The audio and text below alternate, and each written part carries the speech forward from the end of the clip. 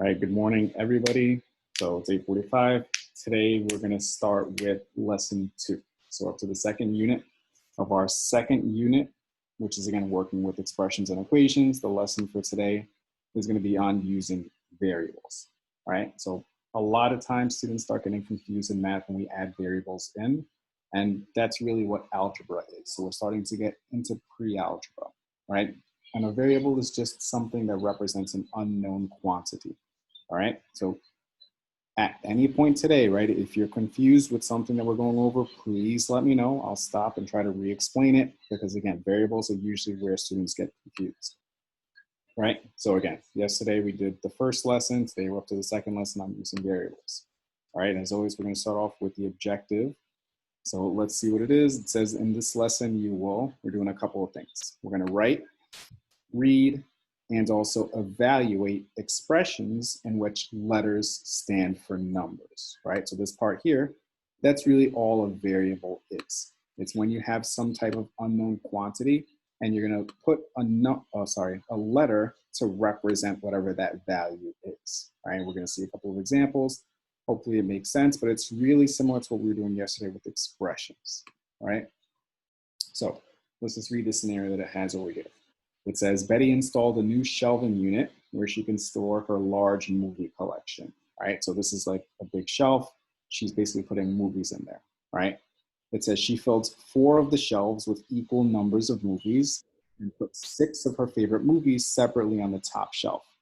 She didn't count the number of movies she placed on each of the 4 shelves. She wants to write an expression for the total number of movies on the shelving unit, all right? So we know that on each of the bottom 4 shelves, just adding some of the incident. We know that on each of those 4 shelves, she has the same amount. So you would be able to use a variable like say X to represent just however many that is because she doesn't know, but she does know that it has the same amount on each one. So it says if she had known the number of movies on each of the shelves, her expression would have involved only numbers. But because she doesn't know one of the quantities in her expression, she way to represent that unknown quantity. In this lesson, we're going to look at how to write expressions by substituting letters for unknown quantities, all right? So again, the idea is we use variables or letters when you don't know the value of something. So it's kind of like a placeholder until you figure out what that value is. And we're going to see that today. So just a quick overview, right? On the left-hand side over here, 4 plus 2, that's a numerical expression. We talked about something like that yesterday, right? I could just say, okay, this is simple, 4 plus 2, I know is equal to 6. But sometimes you have situations where you don't know the value of something. So instead, right, if I said something like 5 plus 2 multiplied by something, instead of just saying by something, what we do in math is we make a letter, in this case A, represent that something. So if I wanted to say 5 plus 2 times something, I could say 5 plus 2 multiplied by A, where in this case, A is just something that we don't know, and that thing that we don't know we refer to as a variable, all right? So let's read through this over here. It says, recall that a numerical expression is a combination of numbers and mathematical expressions such as 4 plus 2 or 3 times 2 minus 5, right? We know how to do these using the order of operations, but sometimes you might not know all the numbers that have to go inside of an expression. So for example, if we had this expression here, right, 5 plus 2a, we know in that case that the a just means a number that we don't know yet, right? That's all it means. So looking at it like this, you wouldn't have a problem that just gives you this. You would need some more information, either to tell you what a is, or you'd have an equal sign, you'd do something else with it then, all right? So expressions that contain letters to represent unknown quantities are called algebraic expressions. So again, algebra is basically just math that involves variables, right? So this is gonna come up a lot, especially once you guys start getting into 7th grade math, 8th grade math, you start using a lot more of these algebraic expressions. That's what algebra means. It just means the use of variables, all right? So not too much yet, but again, just if we start getting confused once we get to the practice, please let me know, all right? So it says here, now that you know what variables are, let's review the meanings of different operations in an algebraic expression. All right, so I'm going to go pretty quickly through this page here just because I think it's pretty straightforward, right? They're saying that I have this expression here, a plus 2. So that's like saying the addition sign we know means plus, or mathematically we would call that a sum. So that's the sum of a, which is just some number that we don't know, along with the number 2, right? That's what that means there. Then again, the next one there, that would be like the difference of 6 and the number b, whatever b is. If b was like, say, 2, then 6 minus b would be 4. But without knowing what b is, we can't do anything with that, right? Same thing over here. This is called a product. Quotient is just a fancy word for a division problem. And then over here, for the last two, we're just mixing some things together. So they start to get a little bit longer. If in this case over here, we say the difference of, right? Remember, difference means subtract. So we're subtracting the number 2, and the quotient just means a division problem of 7 divided by q. All right, so really here, all this page is telling you is how to read some of these questions here, right? But the operations that you see here work exactly like the operations that you're already used to seeing, right? Nothing has changed there. So again, over here, this page here is just kind of, again, explaining how you can go back and forth between writing expressions out, algebraic expressions, or writing them out in words. So in this case here, it says the sum of 9 and a. That's just 9 plus a. 1 added to 2 times b is just 1 added to 2 times b. So the only thing that you want to be careful of is examples like this, where you have a number next to a variable without any operation written, right? What this means here, this is implied that I have 1 plus 2 times b, right? So if you ever see a number next to a variable with no operation in between, that just means that you're doing multiplication, right? And it's the same thing here. I see 2 with the parentheses and m plus 3. What this means here is it's 2 multiplied by m plus 3, right? So if you don't see an operation, you see 2 things next to each other, that means that you're multiplying. Same thing over here. That's 3 multiplied by 2 minus n.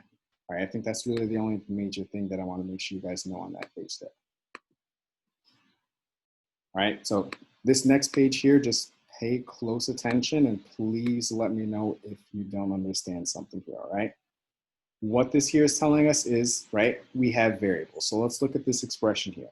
We have 2 multiplied by a plus 5, right?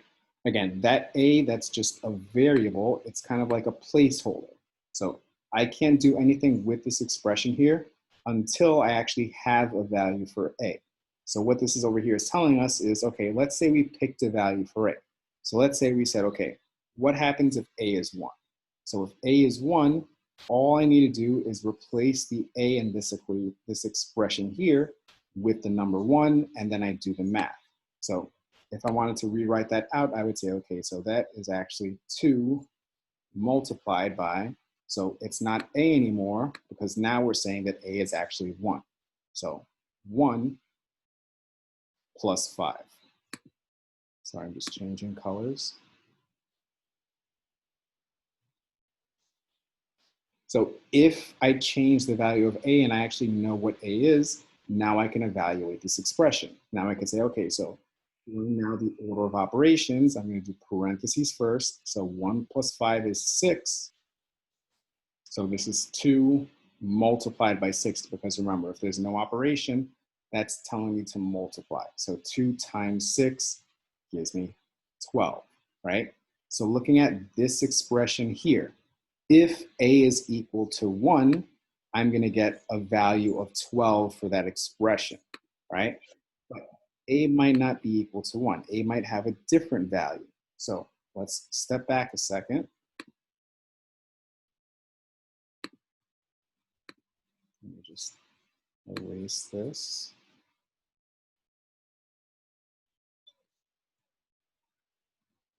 So if instead of a being 1, let's say that A is now the value 2. And we're going to see how that's going to change our expression, right? So if instead of being a value of,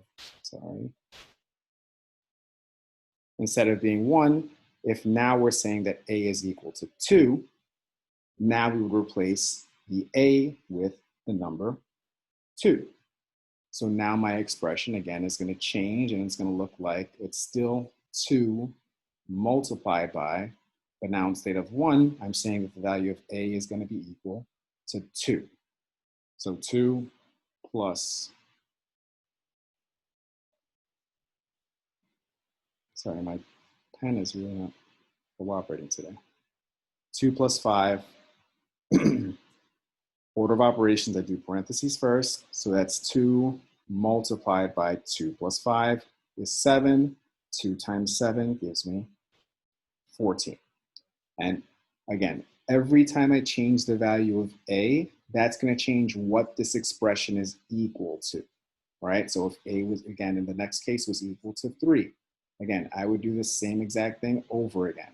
I would say, okay, so 2 times A plus 3, and replace the A with the number 3, right? And this is a skill that you guys are going to use a lot in math moving forward, right? Usually what this is called is, this here is called evaluating an expression.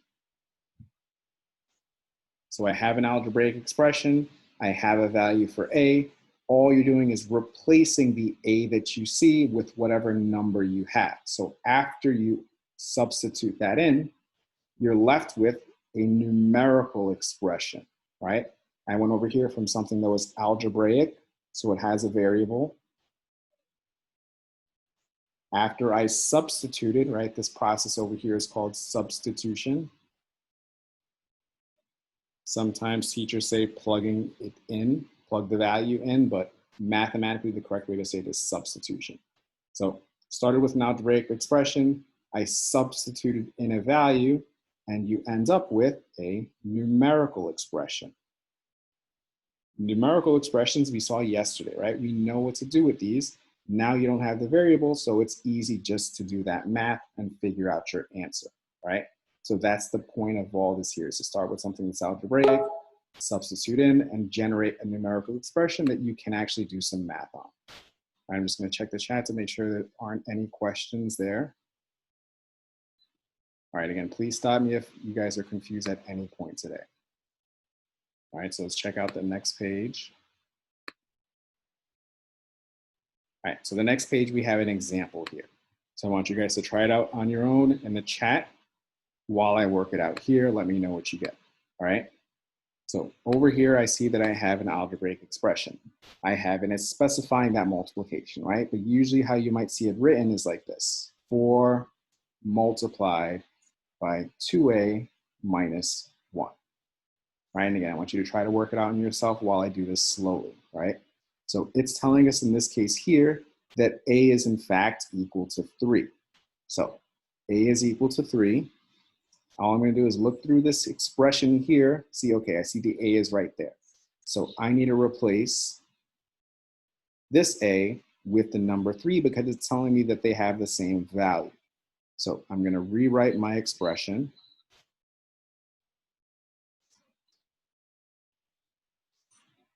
So I'm having trouble changing colors. So 4 multiplied by 2, but it's not a, it's the number 3, right? Now, this is also where you want to be careful, right? If I just wrote 2 and a 3, now that looks like 23. So when I have a variable next to a number, it's implied that I'm multiplying. But once I switch over to just having 2 numbers, you really want to make sure that you specify your operation so you don't make a mistake yourself. So it's 4 multiplied by 2 times 3 minus 1, right? Now I think order of operations. So parentheses first, inside here, 4 multiplied. So doing the parentheses, I also have to do PEMDAS inside of here first. So multiplication first, 2 times 3 is 6, minus 1. I'm still doing the parentheses. 6 minus 1 is 5. I'm left with 4 times 5, which gives me 20, right? So that's really all that you're doing when you're evaluating these, is you're going to find the variable, replace it with whatever number they give you, and then do the math, right? That's how that works. And again, I see, okay, a couple people got it in the chat. Good, right? Again, this skill here, right? The stuff that students always struggle with. A lot of students tend to forget it, but it's going to come up again and again and again and again. So just the faster that you memorize it, you remember how it works. And the way that it works really isn't too hard to understand, right? Just try to master that skill because it's going to help you a lot moving forward.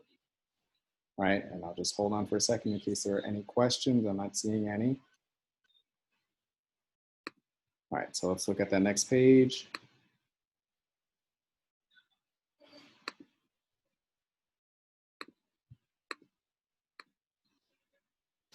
All right, so they're giving us an example over here to try and help give some context to why I might have an expression and why I might want to replace it with a value, all right? So it says algebraic expressions are useful in daily situations where you don't know the value of a quantity or where the value can change. Here's an example. So it says a football team is going to receive 5 identical boxes of helmets from its sponsors.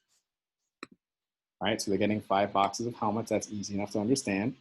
It says the team already has 8 helmets. The team's coach wants to find the total number of helmets the team will have after they get the boxes, but they don't know how many helmets are in each box. All right, so if you want to think about building this algebraic expression, this is how you go about doing it. We would say, okay, so right now they have 8 helmets.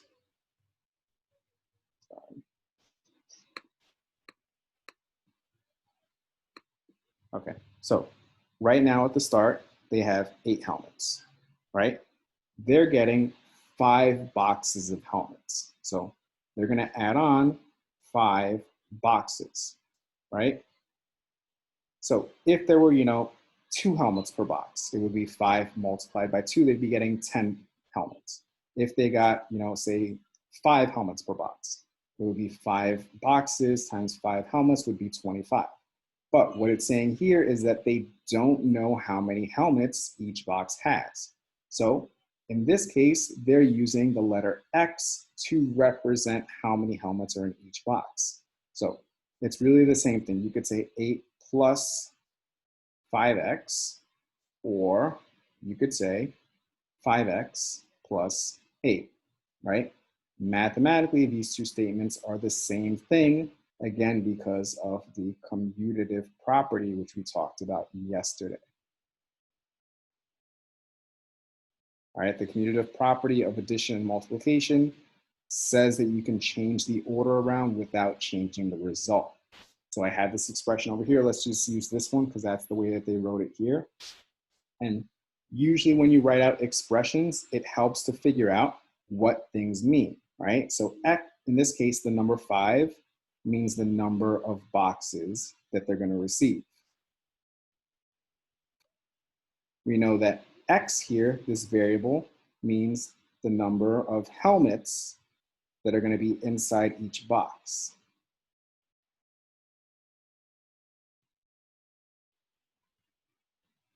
And we know that 8 in this case represented the number of helmets they already have.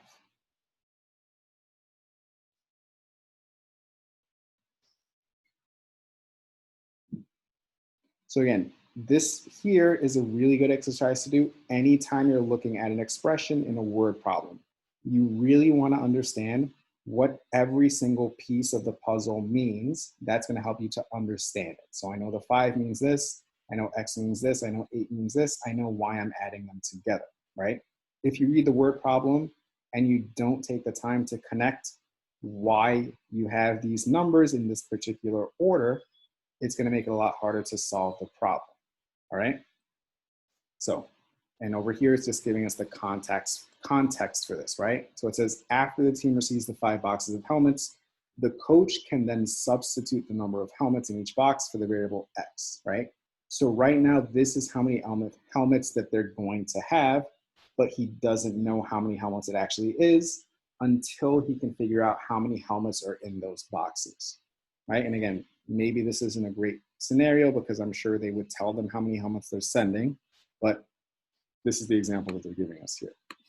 All right, so I believe in the next page, we actually find out how many helmets they have, right? So remember, that expression that we were using was 5x plus 8. So we had the expression 5x plus 8. And now what they actually found out when they opened up the boxes is that each box contained 4 helmets. So now I have the value of x being 4. I can substitute, remember that vocabulary word, the value of 4 in for x, right? So really I'm just replacing the x that I see. So now it's 5. Again, write your multiplication, 5 times 4 plus 8. And again, think of what this means. It means that they had 8 helmets to start with. They had 5 boxes. Each box has 4 helmets per box. So 5 times 4, there's 20 helmets in the 5 boxes, plus the 8 helmets that they already had. They have 28 helmets altogether, right? So that's the idea here with these expressions. First, you write the expression, then you figure out what the value is. And if they didn't tell us x equals 4, there is literally nothing else to do with this 5x plus 8, right? It just sits there until you give it a value of x.